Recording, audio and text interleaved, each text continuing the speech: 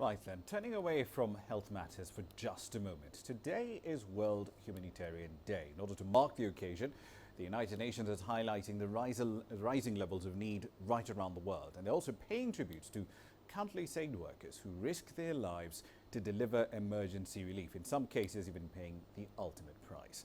Our UN correspondent Liling Tan takes stock of the organization's humanitarian efforts and the monumental task ahead.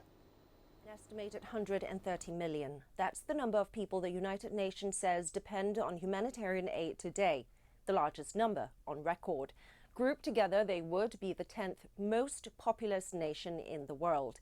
That's the message from UN Secretary-General Ban Ki-moon as the international agency marks World Humanitarian Day with a theme of One Humanity and a digital campaign called World You'd Rather.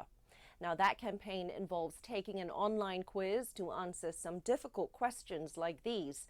Would you rather drink cholera-contaminated water or cross a minefield to get clean water? Would you rather eat rotten food found among tsunami debris or go hungry? Would you rather struggle for months or years in a makeshift camp or pay a smuggler and risk drowning at sea? Grim questions, but it certainly puts you in the shoes of those faced with these decisions every day. A series of events are also scheduled at the UN headquarters in New York to show the human faces behind the staggering numbers of those in need, the dreams of people affected by crises stretching from Asia to Africa, and the tireless efforts of aid workers who risk their lives to get food and medicine to those in dire need.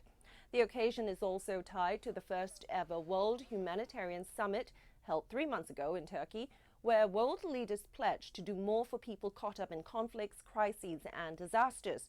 And UN Chief Ban Ki-moon is asking citizens around the world to remind their leaders to keep to those promises.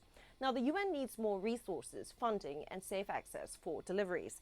While Syria has been described as the worst humanitarian tragedy of our time, a map from the UN's humanitarian agency shows that 60% of humanitarian needs are coming from African nations, from Libya in the north to Zimbabwe in the south, from Mali in the west to Somalia in the east. The UN Under-Secretary-General for the Coordination of Humanitarian Affairs, Stephen O'Brien, says the UN has raised nearly $22 billion so far this year, but that's not enough. Liling Tan, CCTV, New York.